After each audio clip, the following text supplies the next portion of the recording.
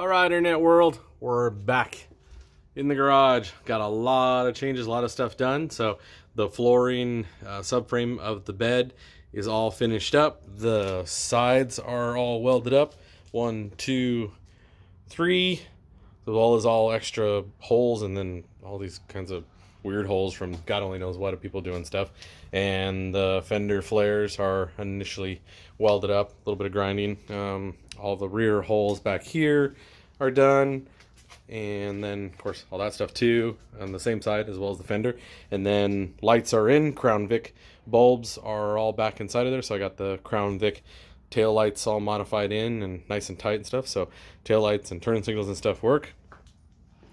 Got the wiring all rocked in. So right now I'm getting ready to cut my sheeting for the bed. As I said before, I am not using the corrugated factory bed. I've come up 5 inches, and I'm going to do flat stock, and then this will actually have a small hump that comes up and down. Now whether I can do that in one piece and have it bent someplace because I don't have a break anymore, or if I have to do it out of pieces, whatever works is what works. I'll figure it out. So that's what's hopefully getting done by the end of tonight, but we shall see. So and we'll go along to the front side here. So, ooh, orangey goodness. So let's start at the front, kind of, sort of, and the top. So we'll start at the top first. So that's the Hugger orange from Duplicolor, which obviously is different than the orange on the stripe and stuff. So, which actually works for me, even though they're both technically Hugger orange. That's the Duplicolor on the roof, and that is the Rust-Oleum Hugger orange. They are obviously different. I like that a lot better than this, and hopefully people will stop going, hey, you're doing the Gulf oil theme. No, I'm not. So we'll have to repaint that stripe down there, as well as this stripe and that stripe.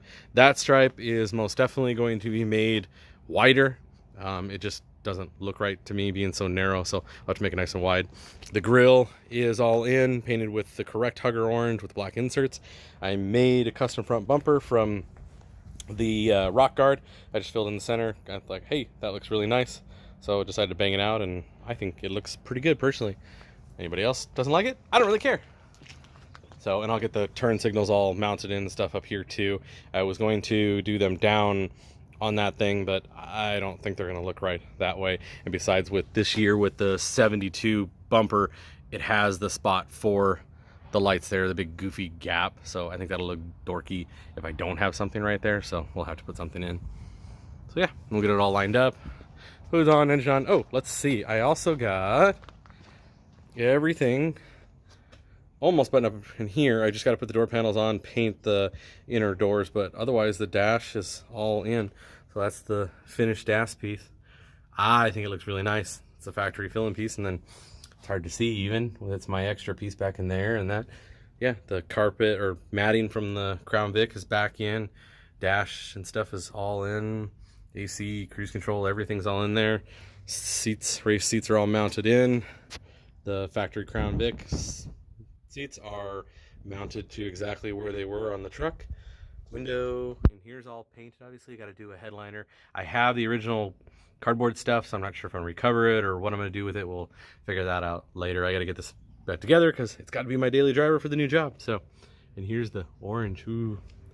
But yeah, so that's what we're doing now, rocking and rolling and getting the floor put in. So I will have an update video when I get all of this filled in. So thanks, guys. Talk to you later.